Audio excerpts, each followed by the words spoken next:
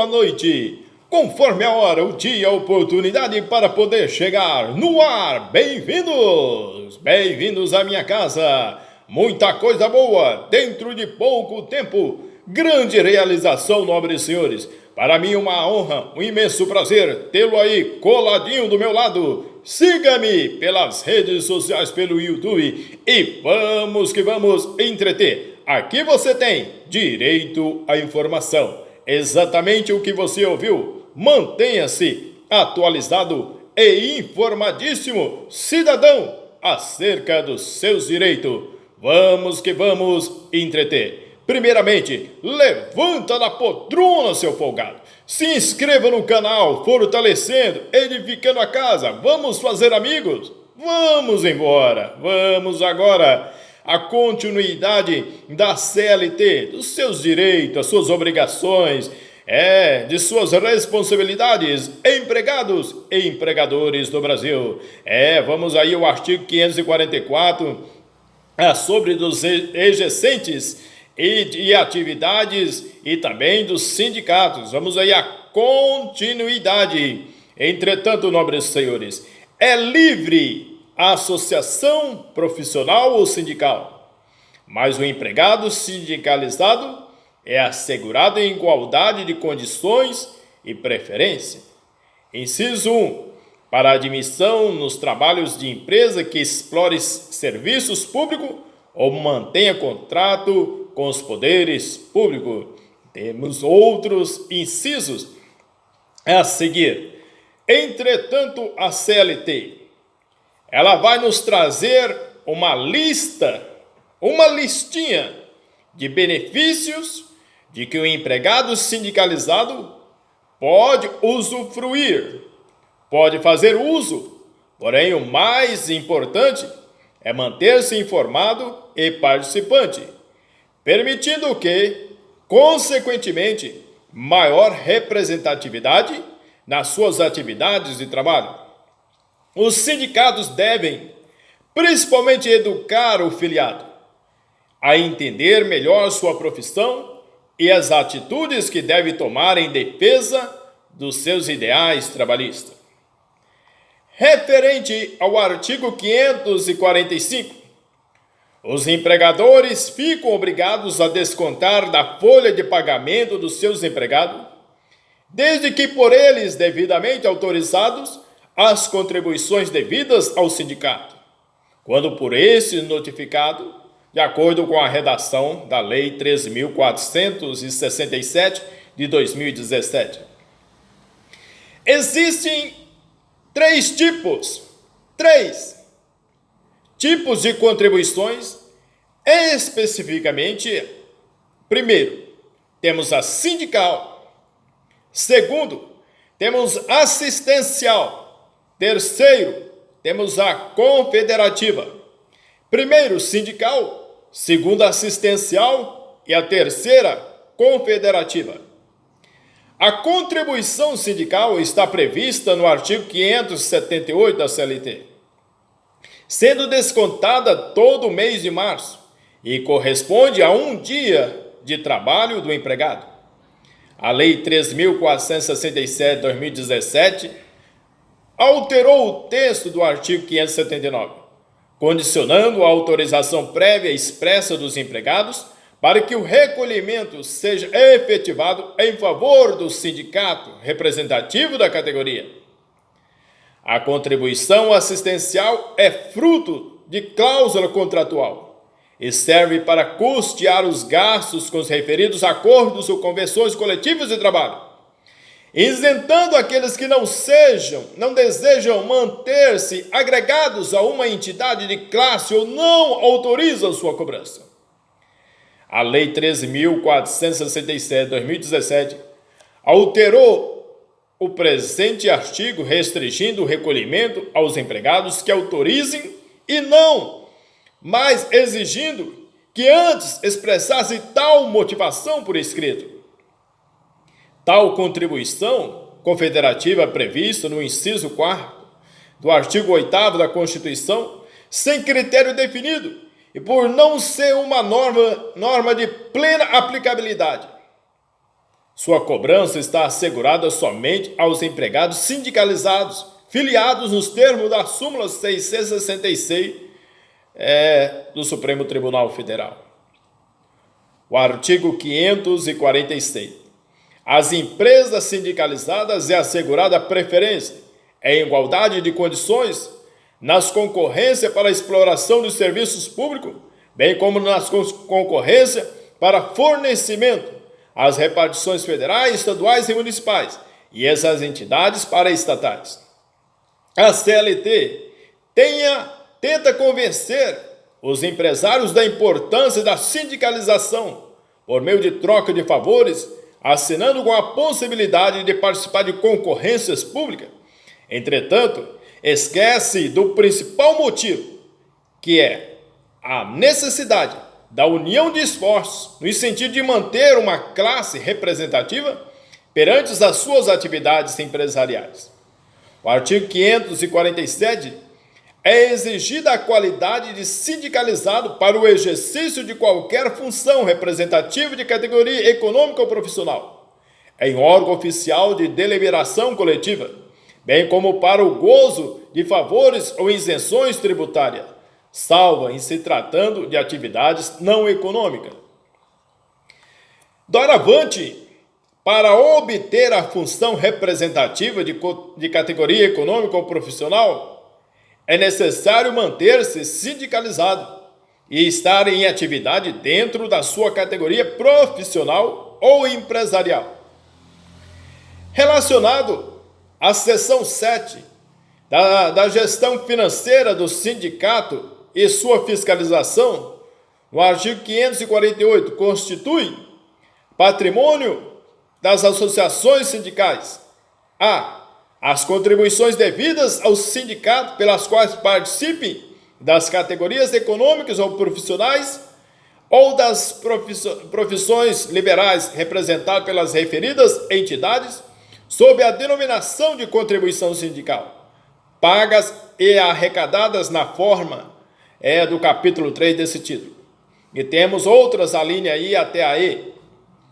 O patrimônio dos sindicatos compreende os próprios adquiridos e suas rendas, bem como as contribuições dos associados, os donativos, as doações, presentes e multas que agreguem ao patrimônio das organizações sindicais. Artigo 549. A receita dos sindicatos, federações e confederações só poderá ter aplicação na forma prevista nos respectivos orçamentos anuais, obedecido que as disposições estabelecidas nas leis e nos seus estatutos. Entretanto, vai nos dizer a doutrina que todo o faturamento de uma entidade sindical deverá ser redistribuído na forma de serviços, em benefício de categoria, e os imóveis só poderão ser alugados, vendidos ou negociados de acordo com as formas estatutárias previstas para cada organização sindical, e sempre precedida de assembleias gerais para esse fim designado. O artigo 550.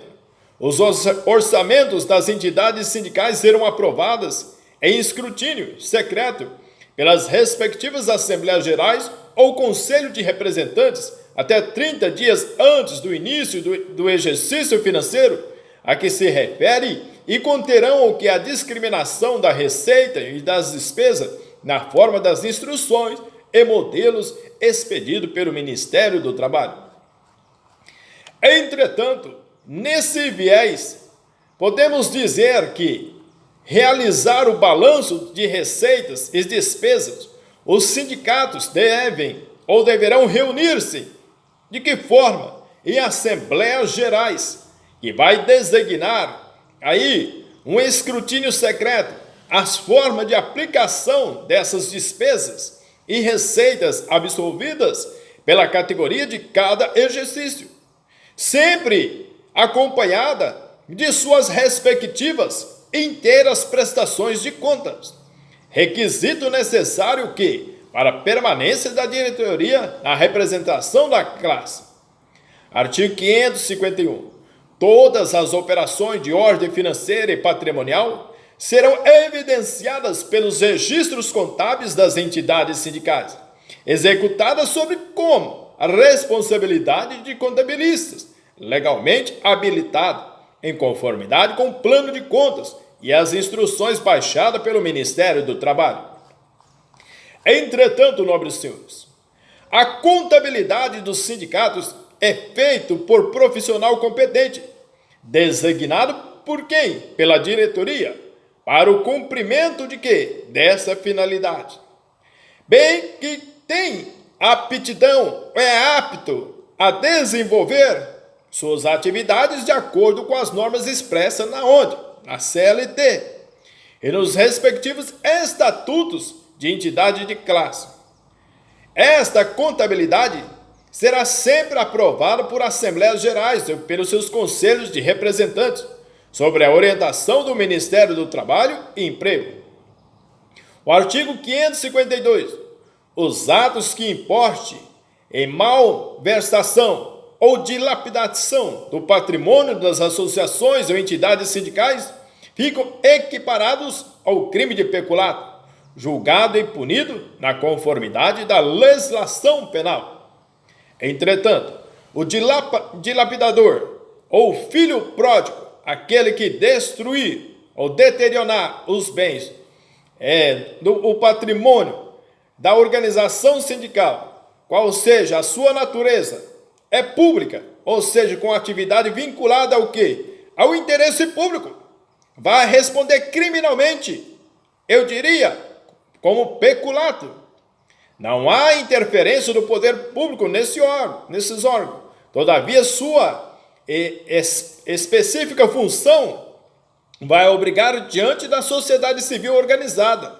E para tanto, qualquer malversação ou dilapidação dos patrimônios envolvidos restará julgado de acordo com o interesse público.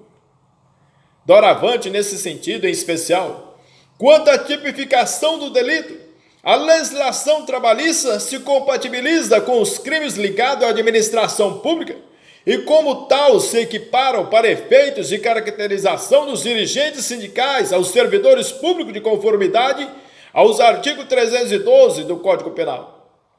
Este, por sua vez, traduz o peculato como um crime de apropriação por parte do funcionário público de dinheiro, valor ou qualquer outro bem móvel, público ou privado, de que tenha posse em razão do cargo ou desviá-lo em proveito próprio ou alheio.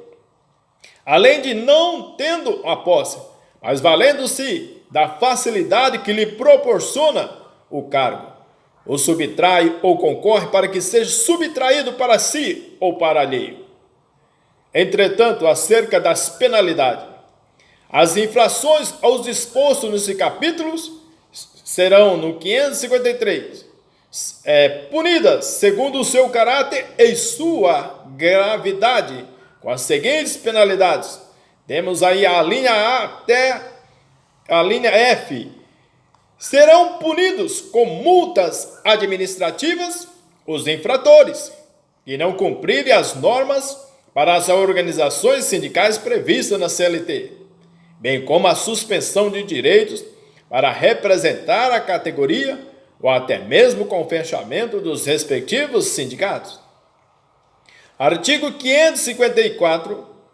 Destituída a administração, na hipótese da linha C do artigo anterior, o ministro do Trabalho, Indústria e Comércio nomeará um delegado para dirigir a associação e proceder dentro do prazo de 90 dias em Assembleia Geral, por ele convocada e presidida, a eleição dos novos diretores e membros do Conselho Fiscal. Antes da Carta Política de 88, caso os diretores sindicais em exercício fossem punidos, era designado uma espécie de interventor, provavelmente um delegado de trabalho que atuava durante o período necessário para a convocação de uma assembleia para a eleição de novos diretores.